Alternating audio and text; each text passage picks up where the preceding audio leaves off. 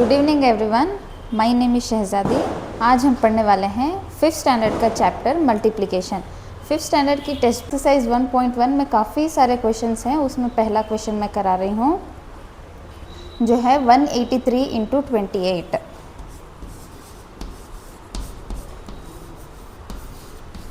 One 83 into 208। पहले हमें क्या करना है, यहाँ पे 3 नंबर्स दिए हुए हैं, यहाँ पे भी 3 नंबर्स दिए हुए हैं। तो जो लेफ़्ट साइड, जो हमारा जो राइट साइड है, ये हमारा राइट हैंड है, तो ये हमारे लिए राइट साइड हो जाएगा। ये राइट साइड का जो पहला नंबर है 8 से हमको लेफ़्ट साइड नंबर की ये तीनों नंबर्स को मल्टीप्लाई करना है। 8 नंबर से ये 3, ये 8, ये फिर 1। ये जो राइट हैंड साइड में का जो पहला नंबर आता है उससे लेफ़्ट हैंड साइड के सारे नंबर्स को मल्टीप्लाई करना होगा। मतलब 8 से 3, 8 और 1। 8 3 ज़ा 24। 24 में सबसे लास्ट वाला नंबर हमें नीचे लिखना है। 24 में का 4, 3 के नीचे ही 4 लिखेंगे और 2 कैरी जाएगा 8 के ऊपर। 8 8 ज़ा 64। 64 में 2 ऐड करेंगे तो क्या आएगा, 66 आएगा।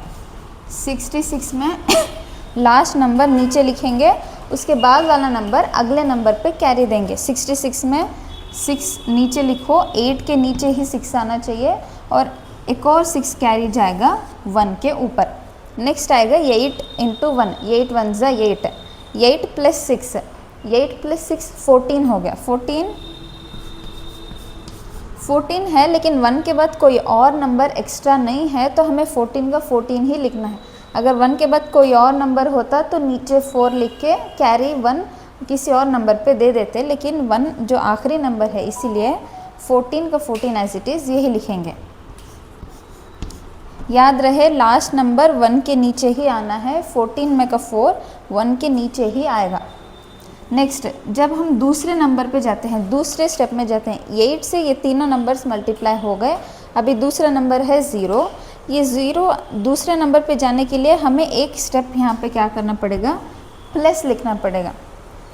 पहला नंबर तो कंप्लीट हो गया। अभी जब दूसरे नंबर पे जाएंगे तो दूसरे नंबर को मल्टीप्लाई करने से पहले यहाँ पे एक नंबर के नीचे प्लस या फिर इंटू जो भी आपको आता है आप वो डाल दो। 0 से फिर ये तीनों नंबर को मल्टीप्लाई किया जाएगा। 8 से हो गया। अभी 0 से फिर ये तीनों नंबर पे 0 3 ज़ा 0, फिर 0 8 ज़ा 0, फिर 0 1 ज़ा 0। दूसरा नंबर भी क्या है, हमारा मल्टीप्लाई हो गया है। अभी आएगा तीसरा नंबर जो कि है 2। तीसरा नंबर मल्टीप्लाई करने से पहले हमें क्या करना है, इधर एक प्लस लगा देना है। पहला नंबर हो गया, कोई प्लस लगाने की ज़रूरत नहीं। दूसरे नंबर पे एक बार प्लस या फिर इंटू लगा सकते हैं। तीसरे नंबर पे 2 या फिर 2 लगाना है तो इधर भी इधर प्लस लगाओ। अगर कोई कन्फ्यूजन नहीं है तो इधर एक ही प्लस लगाओगे तो भी चलेगा। 2 से फिर तीनों नंबर को मल्टीप्लाई करना होगा। 2 3 ज़ा 2 8 ज़ा फिर 2 1 ज़ा। यहाँ पे 2 प्लस लगा लो, कोई बात नहीं। फिर मैंने 0 पे डाल दिया।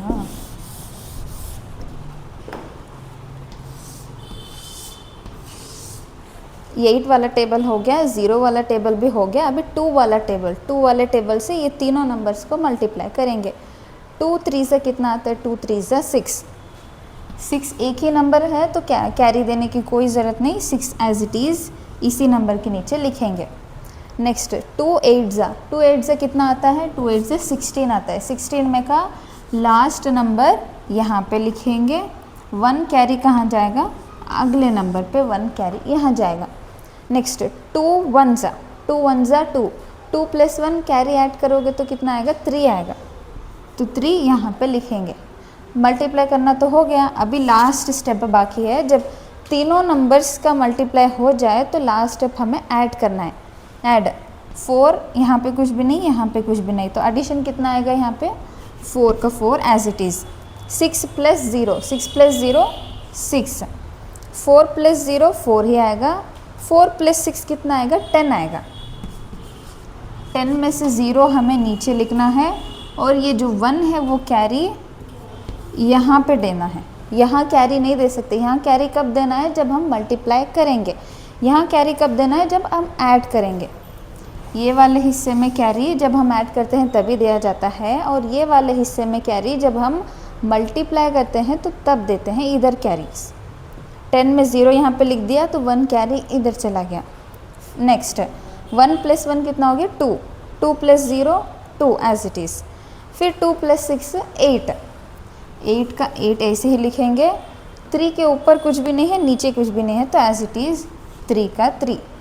ऐड करने के बाद क्या करेंगे, प्लेस वैल्यू से हम मार्क करेंगे 1s 10s 100 कामा 1000 10,000। तो इन दोनों का मल्टीप्लाई आंसर क्या आ गया हमें 38,064। यहाँ पे 100 की प्लेस वैल्यू कुछ नहीं है तो इसीलिए यहाँ पे 0 आया। आंसर क्या है 38,064। मल्टीप्लिकेशन के स्टेप्स तो आपको आगे होगा। तो अब हम चलते हैं सॉल्व द फॉलोइंग पे।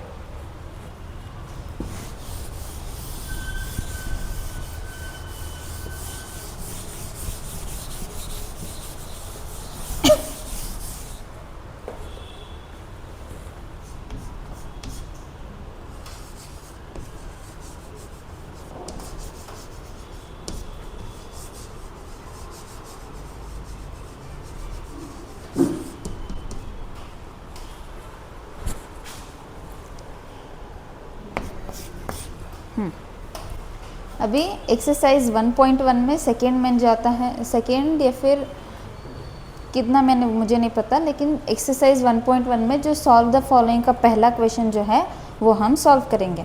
पहला क्वेश्चन चलिए पढ़ते हैं। क्या दिया है, mister Siddappa is a fruit selling agent who exports oranges. मतलब क्या दिया है उन्होंने, एक मिस्टर सिद्धलिंगप्पा बोल के एक पर्सन है, वो क्या करते हैं, उनका एक बिज़नेस है क्या, ऑरेंजेस यहाँ से वहाँ पहुँचाने का। मतलब ऑरेंजेस अगर इंडिया में बन रहे हैं, इंडिया में ऑरेंजेस की खेती अगर हो रही है तो उन्हीं ऑरेंजेस को वो जाके बाहर कंट्री में बेचेंगे। वो बिज़नेस किसका है, मिस्टर सिद्धप्पा का है। 1 बॉक्स कंटेन्स 144 ऑरेंजेस। एक बॉक्स में कितने ऑरेंजेस बताए हैं उन्होंने, 1 बॉक्स में 144 ऑरेंजेस, एक बॉक्स में 144 ऑरेंजेस होंगे। तो if he exports 259 boxes of oranges, 1 box में कितना होगा, 1 बॉक्स में 144 ऑरेंजेस प्रेजेंट हैं। तो क्वेश्चन में क्या दिया है, अगर उन्होंने 259 बॉक्सेस को एक्सपोर्ट किया, मतलब 259 बॉक्सेस को अगर उन्होंने इंडिया से किसी बाहर कंट्री में जाके बेच दिया तो टोटल उन्होंने कितने सारे ऑरेंजेस को बेचा, ये क्वेश्चन है। मतलब एक बॉक्स में 144 ऑरेंजेस, 259 बॉक्स में कितने ऑरेंजेस होंगे ये पूछ रहे हैं वो। 259 बॉक्सेस में टोटल नंबर ऑफ ऑरेंजेस कितने हैं ये पूछ रहे हैं हमें। सॉल्व द फॉलोइंग में सेंटेंसेस लिखना बहुत इम्पॉर्टेंट है। तो पहले हम सेंटेंसेस क्या लिखेंगे, 1 बॉक्स कंटेन, 1 बॉक्स कंटेन कितने oranges, 144 oranges. 1 box contain 144 oranges. Second point क्या लिखेंगे, कितने एक्सपोर्ट किए वो, 259 बॉक्सेस ऑफ ऑरेंजेस को एक्सपोर्ट किया। 259 बॉक्सेस ऑफ ऑरेंज को उन्होंने एक्सपोर्ट कर दिया। क्वेश्चन क्या है, the total number of oranges exported. तो सेकेंड क्या हम लिखेंगे, एनओ मतलब नंबर ऑफ बॉक्सेस एक्सपोर्टेड। कितने बॉक्सेस एक्सपोर्ट हुए, 259 बॉक्सेस। तो हम यहाँ पे क्या लिखेंगे, 259 बॉक्सेस। पहले 144 ऑरेंजेस, नेक्स्ट लाइन में 259 बॉक्सेस। ऑरेंजेस की जगह बॉक्सेस, अगर बॉक्सेस की जगह ऑरेंजेस लिखोगे तो मार्क्स कट जाएंगे। ये हो गया। हमें फाइंड करने को क्या बोला है, find the total number of oranges. Third point में the total number of oranges is equal to, जब टोटल नंबर ऑफ ऑरेंजेस ये सेंटेंस है the total number of oranges, तो हमें क्या करना है 144 और 259 को एक दूसरे से मल्टीप्लाई करना है, क्योंकि एक बॉक्स में तो 144 ऑरेंजेस हैं। अगर एक बॉक्स की जगह 259 बॉक्सेस आ गए तो कितने ऑरेंजेस होंगे, 144 को 259 के साथ मल्टीप्लाई करोगे तो आंसर मिल जाएगा। मतलब 144 इंटू 259 दिख रहा है का, तीसरी लाइन दिख रही नहीं, ज़रा ये हमें क्या करना है 144 को 259 से मल्टीप्लाई करना है। पहले 9 से पूरे नंबर्स को मल्टीप्लाई करेंगे, 9 4 ज़ा 36, 36 में से 6 यहाँ पे लिखेंगे, 3 कैरी 4 के ऊपर, 9 4 ज़ा फिर 36, 36 प्लस 3 कितना आएगा 39 आएगा, 39 में से 9 नीचे और 3 1 के ऊपर कैरी, 9 1 ज़ा 9, 9 प्लस 3 कितना आएगा 12 आएगा, तो 12 का एज इट इज़ 12, फिर यहाँ पे प्लस 5 4 ज़ा 20, 20 में का 0 यहाँ लिखेंगे, 2 कैरी यहाँ पे दे देंगे। याद रहे जब एक एक लाइन मल्टीप्लाई हो जाए तो ऊपर की कैरीज मिटा दो वरना कन्फ्यूजन बहुत आएगा। 5 4 ज़ा 20 में कर 0 यहाँ लिख दिया और 2 कैरी 4 के ऊपर चला गया, फिर 5 4 ज़ा 20, 20 प्लस 2 कितना आया 22, 22 में 2 नीचे लिखा और 2 ऊपर 1 के ऊपर कैरी दे दिया, 5 1 ज़ा 5, 5 प्लस 2 कितना आ गया 7, फिर नेक्स्ट स्टेप 2 बार प्लस डाल के 2 से मल्टीप्लाई करो, 2 4 ज़ा 8, 2 4 ज़ा 8, 2 1 ज़ा 2, जब इसे ऐड करोगे तो हमारा फाइनल आंसर आ जाएगा। मतलब 6 का 6, 9 प्लस 0 9, 2 प्लस 2 4, 4 प्लस 8 कितना आएगा 12 आएगा, 12 में से 2 नीचे लिखूंगी मैं और 1 कैरी याद रहे जब ऐड करोगे तो कैरीज इधर दिए जाते हैं, 12 में से 2 नीचे लिखा और 1 कैरी यहाँ पे दिया मैंने, 1 प्लस 1 2, 2 प्लस 7 9, 9 प्लस 8 कितना आएगा 17 आएगा, 17 में 7 नीचे और 1 कैरी 2 के ऊपर डालूंगी, फिर 2 प्लस 1 कितना आएगा 3 आएगा। ऐड करने के बाद इंडियन सिस्टम से प्लेस वैल्यू को लोकेट करना है हमें, 1s 10s 100, उसके बाद कम आएगा 1000 10,000। मल्टीप्लाई साइड में रफ वर्क पे कीजिए, यहाँ आंसर की जगह मत कीजिए, अगर करना है तो कीजिए कोई बात नहीं। मल्टीप्लाई होने के बाद नेक्स्ट स्टेप क्या आएगा, जो आंसर आएगा ना 34,296, वो आंसर को हमें इस मल्टीप्लिकेशन के नीचे लिखना है, कितना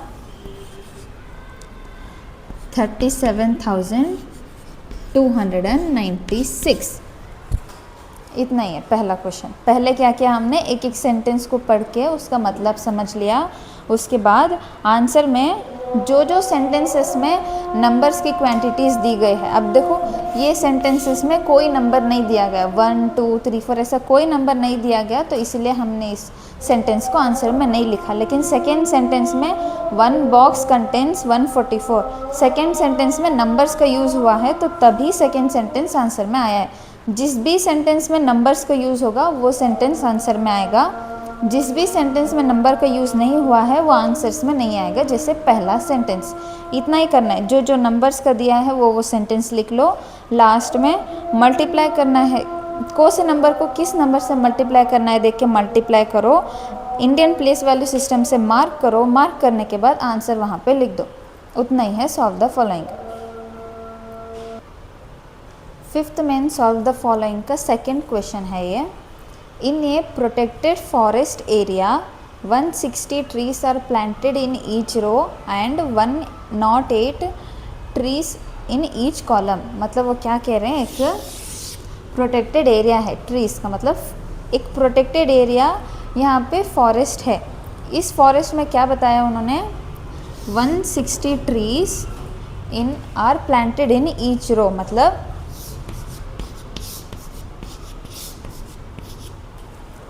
प्लांट्स प्रोटेक्टेड एरिया में, इसको क्या बोलते हैं हम, रोज़ बोलेंगे।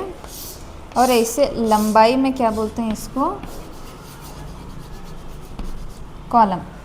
ऐसे जाने वाली लाइंस रो मानी जाती हैं, ऐसे जाने वाली लाइंस को कॉलम बोलते हैं। तो उन्होंने क्या दिया है, एक एक रोज में, इन ईच रो मतलब एक रो में कितने ट्रीस आ गए, 160 ट्रीस।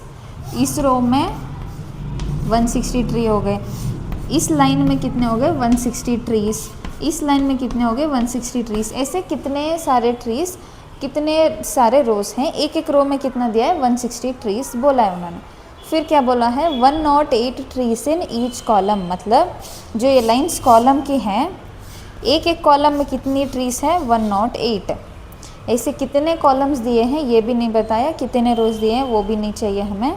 बस क्वेश्चन में क्या दिया है उन्होंने, एक एक रोज में 160 ट्रीस आ गए, एक एक कॉलम्स में कितने आ गए 108 ट्रीस आ गए। तो बोल क्या रहे हैं हमें, find the total number of trees in A plant, trees planted in the forest area. ये पूरा फॉरेस्ट एरिया है जिसको प्रोटेक्ट किया गया है गवर्नमेंट की तरफ से। इसमें काफ़ी सारे रोज और काफ़ी सारे कॉलम्स हैं। पहले रो में, दूसरे रो में, सारे रोज में एक ही जैसे नंबर के ट्रीज हैं जो कितने हैं 160। सारे कॉलम्स में कितने ट्रीज आ गए 108 ट्रीज आ गए। क्वेश्चन क्या पूछा है, टोटल नंबर ऑफ ट्रीज कितने हैं ये बताओ, ये क्वेश्चन पूछा है उन्होंने। तो हमें पहले लिखना क्या है, पहले पॉइंट्स को नोट कर लेना है हमें। पहला पॉइंट क्या आ गया, number of trees planted in each row, मतलब ये जो 160 नंबर है, पहले कौन सा नंबर आ गया क्वेश्चन में 160। तो यहाँ पे भी आंसर में पहले सेंटेंस में क्या आना चाहिए 160 ट्रीज आना चाहिए। तो हम पहला सेंटेंस उसी नंबर के हिसाब से लिखेंगे। वो को से 160 किस में आएंगे, रोज में या कॉलम में, रोज में 160 आएगा। तो हमें क्या लिखना है पहले, the number of trees in each row, the number of trees in each row. Each row मतलब एक एक ऐसी जाने वाली लाइन में कितने ट्रीज आ गए 160 ट्रीज। 160 ट्रीज का तो हो गया। अभी नेक्स्ट बारी है 108 ट्रीज। 108 ट्रीज रो में आएंगे या कॉलम में आएंगे, कॉलम में 108 ट्रीज आएंगे। तो हमें सेकेंड सेंटेंस क्या लिखना है, the number of trees in each column is equals to 108 trees. Each यहाँ पे क्यों दिया है, एक रो में 160 ट्रीज हैं तो उसके नीचे वाली रो में भी 160 ट्रीज ही होंगे। 160 के जगह 161 या फिर 169, कम या फिर ज़्यादा नंबर ऑफ ट्रीज नहीं होंगे। ईच मतलब क्या, हर रो में सेम नंबर, ईच कॉलम मतलब हर कॉलम में भी सेम नंबर ऑफ ट्रीज ही रहेंगे। लास्ट क्वेश्चन क्या पूछा है उन्होंने, find the total number of trees. Total number of trees को हमें फाइंड करना है। तो अगली सेंटेंस लिखेंगे, the total number of trees is equal to, last question की तरह इस क्वेश्चन में भी हमें क्या करना है 160 और 108 को एक दूसरे से मल्टीप्लाई करना है। The total number of trees is equal to, इसके बाद हम क्या लिखेंगे 160 इंटू 108। 160 और 108 को एक दूसरे से मल्टीप्लाई करेंगे तो हमें क्या मिलेगा, टोटल नंबर ऑफ ट्रीज मिल जाएंगे। जितने भी फॉरेस्ट में ट्रीज हैं उस ट्रीज का हमें काउंट मिल जाएगा। तो हमें 160 और 108 को मल्टीप्लाई करना है। 160 इंटू 108, हमारे राइट हैंड तरफ जो भी नंबर है इसी नंबर से हमें मल्टीप्लाई करना है। पहला नंबर आ गया 8, 8 से हम पूरे नंबर्स को मल्टीप्लाई करेंगे। 8 0 0, 8 6 48, 48 में 8 को हम नीचे लिखेंगे और 4 कैरी देंगे 1 पे। नेक्स्ट 8 1 8, 8 प्लस 4 कितना आ गया 12 आ गया। तो 12 का 12 एज इट इज़ लिखेंगे। एक स्टेप मल्टीप्लाई का हो गया तो उसके ऊपर जितने भी कैरीज हैं उसे मिटा दो। नेक्स्ट फिर प्लस डालेंगे, नेक्स्ट नंबर आ गया 0, 0 0 ज़ 0, 0 6 ज़ 0, 0 1 ज़ 0। दूसरा नंबर भी हो गया, तो नेक्स्ट स्टेप में प्लस फिर ऐड करेंगे, नेक्स्ट नंबर आ गया थर्ड नंबर 1, 1 0 ज़ 0, 1 6 ज़ 6, 1 1 ज़ 1। अब इन तीन नंबर्स को ऐड करना है। 0 यहाँ पे कुछ भी नहीं है तो 0 का एज इट इज़ 0 ऐसे ही आएगा। नेक्स्ट 8 प्लस 0 कितना आ गया 8, 2 प्लस 0 2, 2 प्लस 0 2, 1 प्लस 0 1, 1 प्लस 6 कितना आ गया 7। 1 के ऊपर भी कुछ नहीं, 1 के नीचे भी कुछ नहीं, तो 1 का 1 एज इट इज़ लिखेंगे। ऐड करने के बाद हमेशा इंडियन प्लेस वैल्यू सिस्टम से हमें नंबर्स को मार्क करना है, 1s 10s 100, उसके बाद यहाँ पे कामा डालेंगे। तो आंसर कितना आ गया 17,280। जब हमने यहाँ पे मल्टीप्लाई का 160 इंटू 108 यहाँ पे लिखा था, तो इसके नीचे ही हम क्या लिखेंगे, इस नंबर का आंसर लिखेंगे जो है 17,280, 17,280। अब उस फॉरेस्ट में टोटल कितने ट्रीज हो गए, टोटल कुल मिला के 17,280 ट्रीज उस फॉरेस्ट में प्रेजेंट हैं। सेकेंड क्वेश्चन, अगर कोई डाउट होगा तो आप कमेंट कीजिएगा, मैं फिर से सॉल्व कर दूंगी। अब है थर्ड क्वेश्चन। थर्ड क्वेश्चन सबसे पहले क्या दिया उन्होंने, a dealer buys 27 bicycles for his showroom. मतलब एक शॉपकीपर है, उसका एक शोरूम है बाईसाइकिल्स का, तो वो कितने अपने शोरूम में कितने बाईसाइकिल्स खरीदता है, वो 27 बाईसाइकिल्स अपने शोरूम में रखने के लिए वो 27 बाईसाइकिल्स को ख़रीदता है बाहर से। पहला सेंटेंस वो हो गया। दूसरा सेंटेंस क्या है, cost of each bicycle is 2067 rupees. Next sentence में क्या बोल रहे हैं, एक बाईसाइकिल की कॉस्ट कितनी बता रहे हैं, वो 2067 रुपीज़ बता रहे हैं। क्या दिया उन्होंने, एक शॉपकीपर है जिसका एक शोरूम है बाईसाइकिल्स का, वो बाहर जाके कितने बाईसाइकिल्स खरीदता है, 27 बाईसाइकिल्स अपने शोरूम में रखने के लिए खरीदता है। एक बाईसाइकिल की कॉस्ट उसको कितनी पड़ी, 2067 रुपीज़ एक बाईसाइकिल के लिए कॉस्ट हो गई। तो क्वेश्चन क्या दिया उन्होंने, find the total amount paid by the dealer. अगर एक बाईसाइकिल के उसको इतने अमाउंट पे करने पड़े तो 27 बाईसाइकिल्स के उसको कितने अमाउंट पे करने थे। एक बाईसाइकिल के अमाउंट 2067 रुपीज़ अगर उसने दिए हैं, तो 27 बाईसाइकिल्स के उसने कितने अमाउंट दिए होंगे उस शॉपकीपर ने, ये हमें पूछा है। तो चलिए सॉल्व करते हैं।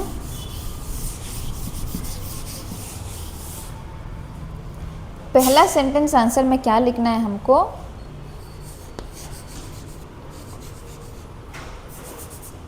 The total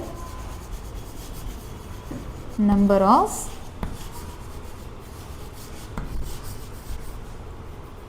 bicycles. Total number of bicycles कितने हो गए क्वेश्चन में, 27, क्योंकि यहाँ पे दिया गया 27 बाईसाइकिल्स, तो हम क्या लिखेंगे, the total number of bicycles is 27। Next question क्या है, cost of each bicycle is 2067, मतलब हर एक बाईसाइकिल की कॉस्ट कितनी है, 2067 रुपीज़। तो नेक्स्ट सेंटेंस क्या लिखेंगे, cost of each bicycle is equals to कितनी अमाउंट है, 2067 रुपीज़। फाइनल क्वेश्चन क्या पूछा उन्होंने, find the total amount paid by the dealer. मतलब उस डीलर ने अपने शॉपकीपर में बाईसाइकिल्स रखने के लिए कितनी अमाउंट देके उन बाईसाइकिल्स को ख़रीदा। तो लास्ट सेंटेंस क्या लिखेंगे हम the total cost of all bicycles. The total cost of all bicycles, all bicycles मतलब सारी बाईसाइकिल्स का कुल मिला के कितने अमाउंट हो गया, ये पूछा उन्होंने। तो हम यहाँ पे क्या लिखेंगे, 27 और 2067 को एक दूसरे से मल्टीप्लाई करेंगे। 2067 रुपीज़ मल्टीप्लाइड बाई 27।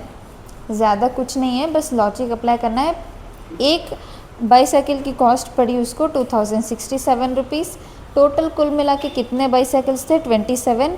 उन टोटल 27 बाईसाइकिल्स का कॉस्ट कितना हो गया, यही क्वेश्चन है। तो उस नंबर को और उस नंबर को एक दूसरे से मल्टीप्लाई करेंगे।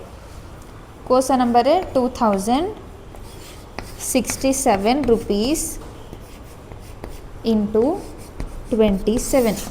मल्टीप्लिकेशन कॉलम डाल के करिए या फिर यहीं पे नीचे करिए, कोई प्रॉब्लम नहीं है। हमारे राइट हैंड के तरफ जो भी पहला नंबर होगा उस नंबर से सारे नंबर्स को मल्टीप्लाई कीजिएगा। 7 7 ज़ा 49।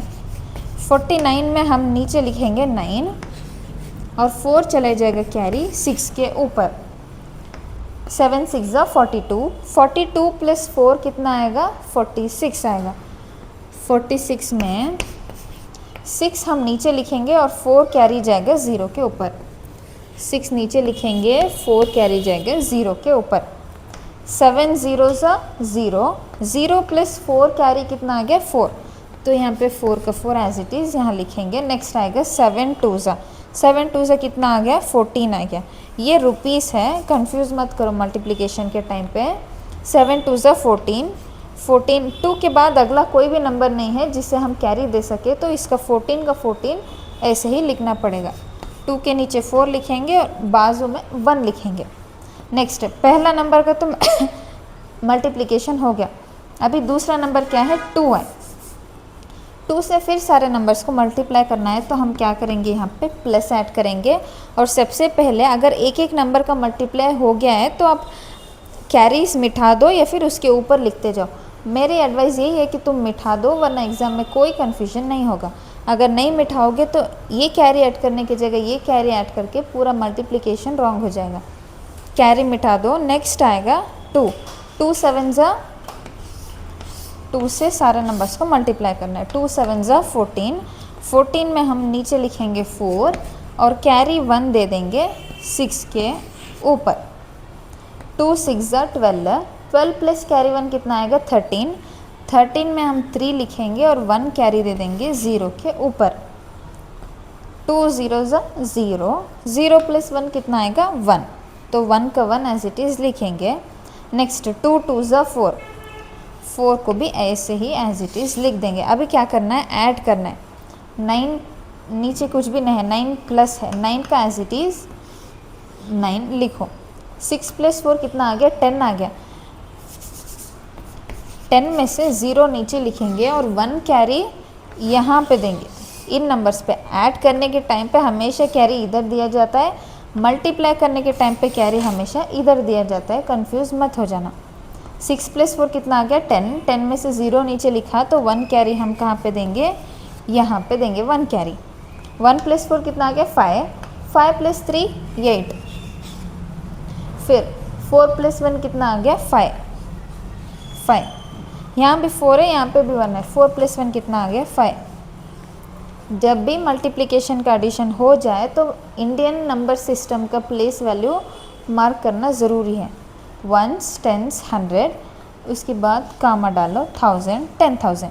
तो आंसर क्या आ गया? 55,809।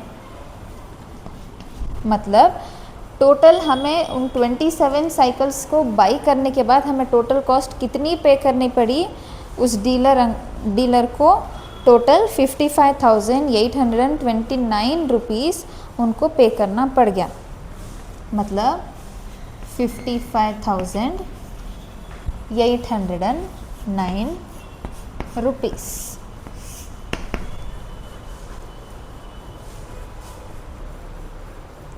नेक्स्ट है फोर्थ क्वेश्चन। फोर्थ क्वेश्चन ये है कि a farmer grew 23 quintals of wheat. मतलब एक फार्मर अपने खेत में कितने क्विंटल्स, मतलब वीट को तो क्या मालूम?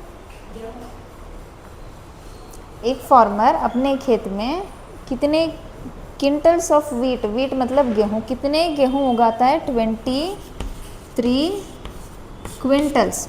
क्विंटल्स मतलब 1 quintal is equals to 100 kg। अभी ये क्वांटिटीज़ पूरे तुम्हारे क्वेश्चंस के लिए रिलेटेड नहीं है, तो इसको स्किप कर दो। एक फार्मर अपने खेती जगह पे 23 क्विंटल्स ऑफ गेहूं को उगाता है, मतलब 23 क्विंटल्स ऑफ वीट यानी गेहूं को उगाता है। नेक्स्ट क्या दिया है, ही सोल्ड फॉर 1935 रुपीज़ पर क्विंटल। टोटल कितने क्विंटल थे, 23 क्विंटल्स थे। हर एक क्विंटल को उसने कितने रुपयों में बेचा था, 1935 रुपीज़ में। टोटल क्विंटल्स 23 क्विंटल्स थे गेहूं के, एक एक क्विंटल को उसने कितने रुपयों में बेचा, 1935 रुपीज़ में उसने एक एक क्विंटल्स को बेच दिया बाज़ार में जाके। How much amount did the farmer get by selling the wheat, मतलब फार्मर को टोटल ये 23 क्विंटल्स ऑफ वीट को बेचने पर कितने अमाउंट मिले। पहले क्वेश्चन मैंने क्या दिया है, एक फार्मर अपने खेत में 23 क्विंटल्स को उगाता है, हर एक क्विंटल को उसने 1935 रुपीज़ में बेच दिया मार्केट में जाके। तो अगर एक एक क्विंटल्स को उतने अमाउंट में बेचा है तो टोटल 23 क्विंटल्स को भी बेचने के बाद फार्मर को कितने पैसे मिले, ये क्वेश्चन हमसे पूछा है। तो चलो सॉल्व करेंगे। पहले हम सेंटेंस वाइज लिखेंगे, क्योंकि ये सॉल्व द फॉलोइंग है, सेंटेंस लिखना बहुत ज़रूरी है। पहला पॉइंट क्या लिखेंगे, द टोटल नंबर, सॉरी गलत हो गया, द टोटल नंबर ऑफ, तो टोटल क्विंटल्स, सॉरी फिर से रॉन्ग हो गया, the total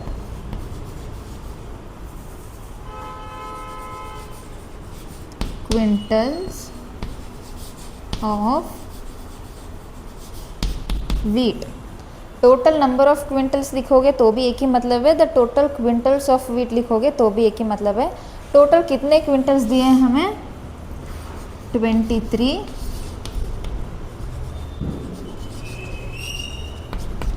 quintals. Next sentence क्या है, ही सोल्ड फॉर 1935 रुपीज़ पर क्विंटल, मतलब हर एक क्विंटल के कितने अमाउंट हो गए, इतने अमाउंट हो गए। तो सेकेंड सेंटेंस क्या लिखेंगे, द कॉस्ट ऑफ 1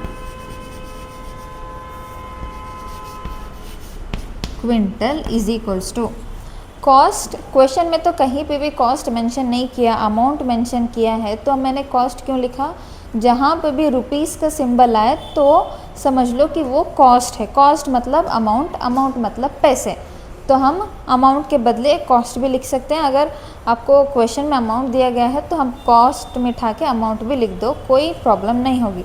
लेकिन जहाँ पे भी रुपीस या फिर कोई भी पैसों का मामला आता है तो वहाँ कॉस्ट या फिर अमाउंट लिखना ज़रूरी है।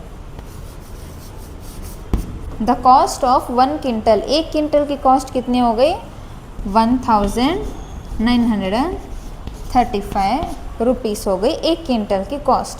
नेक्स्ट क्वेश्चन क्या है, how much amount did the farmer get by selling wheat, total कितनी अमाउंट आ गई फार्मर के पास। तो हम लास्ट पॉइंट क्या लिखेंगे, द टोटल अमाउंट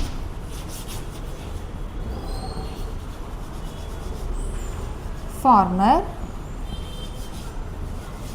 गॉट, मतलब फार्मर को 23 क्विंटल्स वीट बेचने के बाद टोटल कितने अमाउंट फार्मर्स को मिल गई, ये हमें फाइंड आउट करना है। तो हम क्या लिखेंगे, 23 क्विंटल्स को 1935 रुपीज़ के साथ मल्टीप्लाई करेंगे, मतलब 1935 रुपीज़ मल्टीप्लाइड बाय 23 क्विंटल। इन दो नंबर्स को हम आपस में मल्टीप्लाई करेंगे, तो मल्टीप्लाई क्या होगा, 1935 इंटू 23।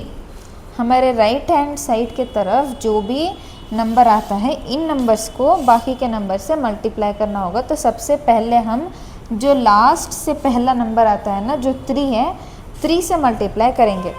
3 5 ज़ा 15, 15 में हम नीचे लिखेंगे 5, कैरी देंगे 1, 3 3 ज़ा कितना आ गया 9, 9 प्लस 1 आ गया 10, 10 में हम नीचे लिखेंगे 0, कैरी दे देंगे 1, 3 9 से कितना आ गया 27, 27 प्लस 1 कितना आ गया 28, 28 में कैरी देंगे 8, नीचे लिखेंगे 28 में 8 नीचे लिखेंगे और कैरी देंगे 2।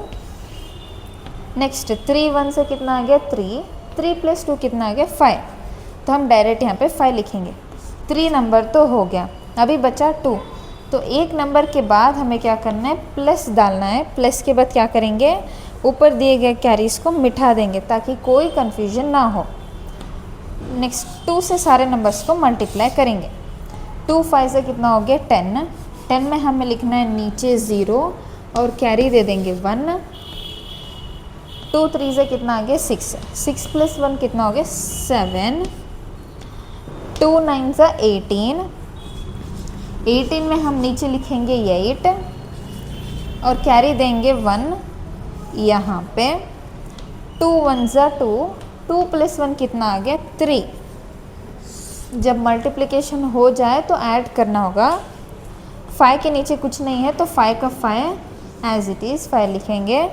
0 प्लस 0 0, 8 प्लस 7 कितना आ गया 15 आ गया। 15 में हम 5 को नीचे लिखेंगे और कैरी 1 अगले नंबर के ऊपर यहाँ डालेंगे। 1 प्लस 5 कितना हो गया 6, 6 प्लस 8 कितना हो गया 14, 6 प्लस 8 कितना हो गया 14, 14 में हम नीचे लिखेंगे 4 और कैरी देंगे 1। 3 प्लस 1 कितना हो गया फिर 4 हो गया। ऐड करने के बाद हमेशा इंडियन प्लेस वैल्यू सिस्टम से हमें मार्क करना है 1s 10s 100 कामा 1000 10,000। तो हमें टोटल कितनी कॉस्ट मिल गई 44,505 रुपीज़ मिल गई। तो जब यहाँ पे हम 1935 इंटू 23 किया था, इसी के नीचे आंसर लिखना है। क्या आंसर लिखना है 44,505, 44,505 रुपीज़।